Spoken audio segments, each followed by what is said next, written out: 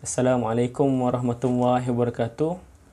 Okey, pada hari ini saya nak kongsikan dengan anda semua macam mana cara kita nak buat keputusan tanpa menggunakan otak. Pening tu macam mana? Kita akan menggunakan hati dan naluri kita. Okey, pada kebiasaannya kita ada masalah untuk membuat pilihan bila kita nak makan kat mana, bro. Soalan tu daripada kecil ke besar ke tua muda ke, mereka masalah tu boleh bawa daripada kecil sampai ke mati. Makan kat mana, bro? Sampai meninggal pun tak settle lagi. Okay, so pada video kali ini saya nak kongsikan tips dan cara-cara bagaimana kita nak kenali diri kita supaya kita mudah untuk membuat keputusan. Okay, sebagai contoh tadilah makan kat mana. Yang kedua, kita nak kahwin dengan siapa, contoh. Yang ketiga, kita nak beli kereta apa. Okay, ada orang dia punya pilihan dia adalah pilihan pertama. Ada orang ni jenis dia pilihan yang kedua. Contoh dia nak makan dekat mana? Dekat McDonald, KFC. McDonald, KFC dengan Texas. Disebabkan dia ni orang yang pilihan pertama, dia sentiasa pilih McDonald dan pilihan dia tepat. Tepat tu maksudnya macam mana? Kalau dia nak pergi makan dekat McDonald, jalan tu dipermudahkan lah. Tetapi kalau orang yang pilihan yang pertama ini, orang yang jenis pilihan yang pertama ni, dia buat pilihan yang kedua, iaitu KFC. Dia akan melalui pelbagai kesusahan macam jalan jam, staf KFC tu kurang ajar dan sebagainya. Okey, kat sini saya ada satu contoh ataupun saya akan bagi tahu macam mana mekanisme dia. Okey, sekarang saya akan terangkan bagaimana eksperimen ni akan berjalan. So dekat sini kita ada contoh.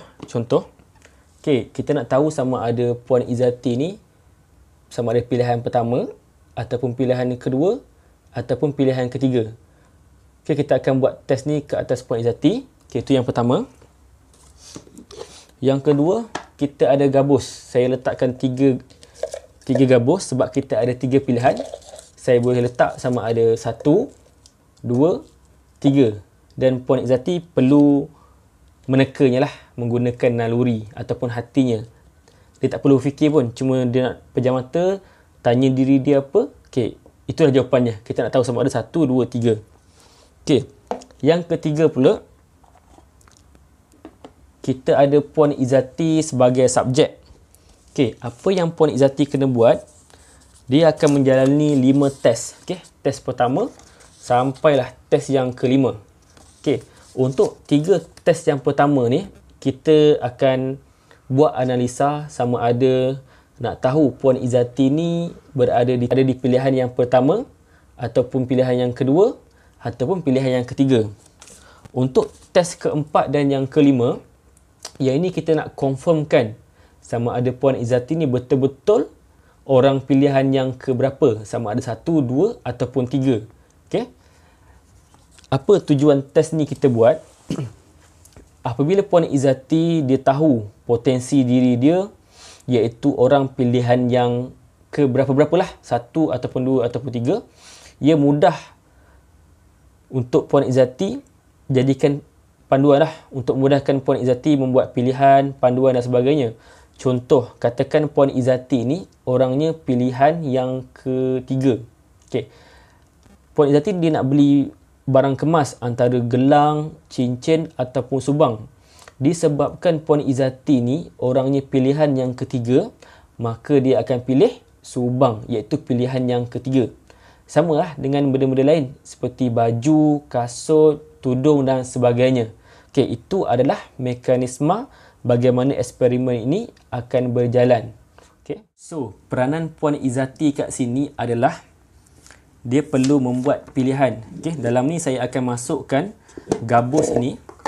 Saya akan masukkan gabus ni mengikut berapa yang saya suka, dan Puan Izzati dia akan buat keputusan tanpa menggunakan otak lah. Dia akan menggunakan naluri dia, dia akan menggunakan hati dia. Dia akan tulis dekat sini contoh pilihan pertama dia 3. Pilihan yang kedua dia 2. Pilihan yang ketiga dia 1. Sekejap saya tulis ya.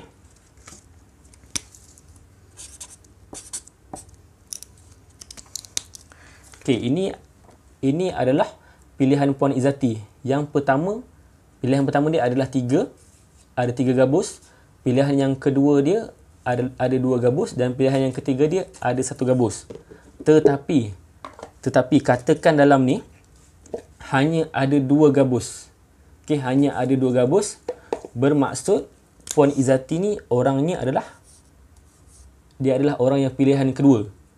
Okey. Dia adalah orang yang pilihan kedua. Contoh kalau dia nak beli tadi, nak beli gelang, nak beli cincin, nak beli subang. So pilihan pertama dia adalah gelang, pilihan kedua dia adalah cincin. So dia kena buat pilihan yang kedua lah, iaitu membeli cincin. Kalau dia buat pilihan selain pilihan yang kedua tu, berkemungkinan dia akan ada masalah lah. Tapi kita tak payah pun beriman dengan benda tu. Ini sekadar social experiment. Lebih kurang macam tu lah. Okay, kita mulakan sekarang. Sekarang kita mulakan dengan test yang pertama daripada Puan Izzati. Okay, kita mulakan sekarang.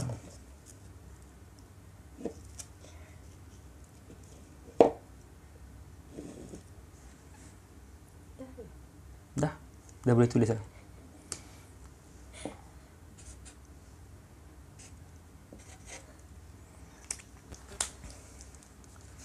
Okay.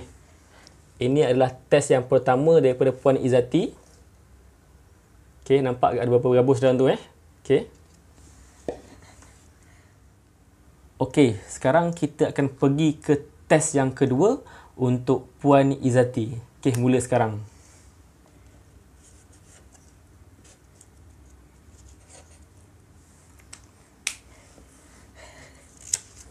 Okay, ini adalah test yang kedua untuk Puan Izzati. Okay. Okay, sekarang kita akan buat test yang ketiga untuk Puan Izzati. Okay, kita mula sekarang.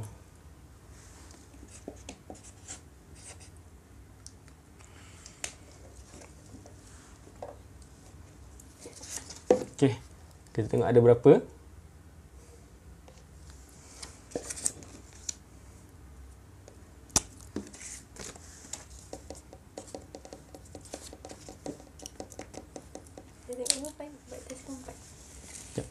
Okey, sekarang ni kita dah buat 3 test untuk Puan Izzati.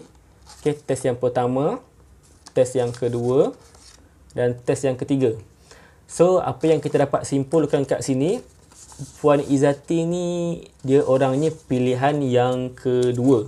Okey, pilihan yang kedua. Okey, untuk test yang keempat dan kelima ni, Puan Izzati kena menggunakan pilihan yang kedua. Kiranya kalau pilihan pertama dia 3, 2, 1, dia kena ambil pilihan yang kedua. Okey, pilihan yang kedua. So, kita akan tengok test 4 dengan test 5. Kita nak tengok sama ada betul-betul Puan Izzati ni pilihan yang kedua ataupun tak. Okey, untuk Puan Izzati, selepas ini, kalau ada susun pilihan 1, 2, 3, pilih pilihan nombor 2 tu. Yang pertama. Faham tak? Pilihan yang pertama tu, nombor 2. Okey. Okey, kita mulakan test yang keempat untuk Puan Izzati. Okey, kita mulakan sekarang.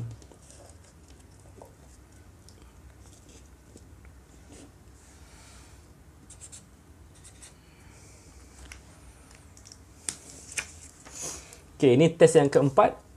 Kita tengok dalam ni ada berapa.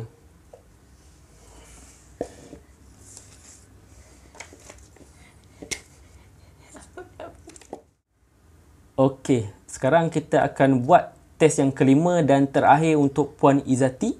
Kita boleh mulakan sekarang.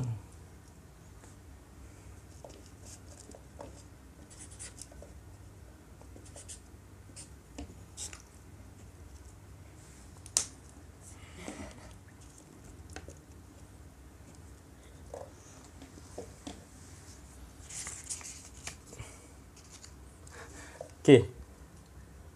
Pilihan pertama Puan Izzati 2, 3. Kita tengok dalam gabus ni ada berapa. Okey. Sekarang kita pergi kepada bahagian analisis keputusan. Okey, setiap eksperimen ni mesti ada dia punya keputusan. So daripada keputusan ni kita akan buat hipotesis dan pelbagai analisis yang lain lah.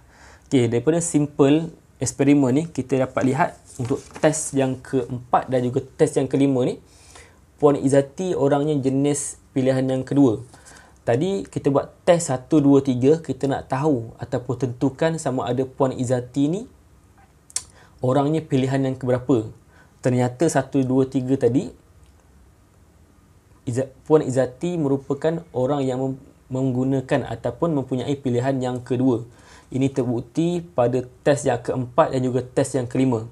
So, untuk Puan Izzati selepas ini, kalau ada pilihan baju, barang kemas, nak pergi mana, melancong kat mana, nak beli kasut apa, Puan Izzati ni adalah orang yang pilihan yang kedua. Okay? Tapi kita tak perlu pun beriman dengan keputusan ni. Tak perlu. Cumanya ia sebagai panduan ataupun untuk memudahkan kita buat keputusan. Sebab ada orang, dia buat keputusan dalam masa yang singkat. Sekelip mata je dia boleh buat keputusan. Orang yang macam tu, dia perlukan latihan yang banyak dan kebergantungan tawakal dia kepada Allah pun lebih banyak. Okay, kadang-kadang Allah datangkan ilham kepada orang yang macam ni. Dia pejam mata je dia tahu, okay, aku kena pilih yang kiri ataupun yang kanan. Okay, untuk berbanding dengan orang-orang yang susah nak buat pilihan, bukannya dia jauh daripada Allah. Cumanya dia ada banyak gangguan ataupun bisikan daripada pelbagai pihak, sama ada manusia yang kita nampak ataupun yang tak nampak lah, bisikan-bisikan syaitan. Tapi untuk Puan Izzati selepas ini dan seterusnya, dia adalah orang pilihan yang kedua.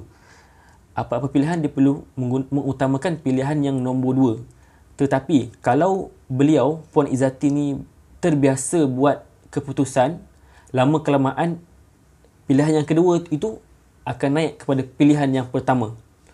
Boleh jadi lepas ni kalau Puan Izzati fikir dan keputusannya itu semakin tepat. Okay? Seperti prajurit ataupun askar berlatih menembak. Pada permulaannya dia menembak dengan tersasar ke tanah, tak tepat, ke udara dan sebagainya. Lama kelamaan tembakannya akan menjadi lebih tepat sebab dia ada lebih pengalaman dan pelbagai latihan lagi. Okey, itu saja perkongsian untuk saya pada kali ini. Jemput korang semua ambil pengajaran daripada video kali ini. Jangan lupa subscribe, like dan share. Dan korang boleh buat test sendiri. Okey, cari seorang kawan, korang boleh test sendiri. Untuk test kali ini sebenarnya hampir tidak valid. Kenapa tidak valid? Sebab saya dengan Puan Izzati, isteri saya ni, kami boleh menghantar telepati. Telepati tu maksudnya kalau saya niat dalam hati, niat itu sampai kepada dia. Contoh, kalau isteri saya tanya, bang nak masak apa hari ni? Niat hati saya cakap nak masak ayam masak merah. Tiba-tiba dia suarakan, kita masak ayam masak merah okey tak hari ni? Saya kata, okey, sampai. Boleh faham? Okey, itu saja untuk video kali ini. Okay, Assalamualaikum warahmatullahi wabarakatuh.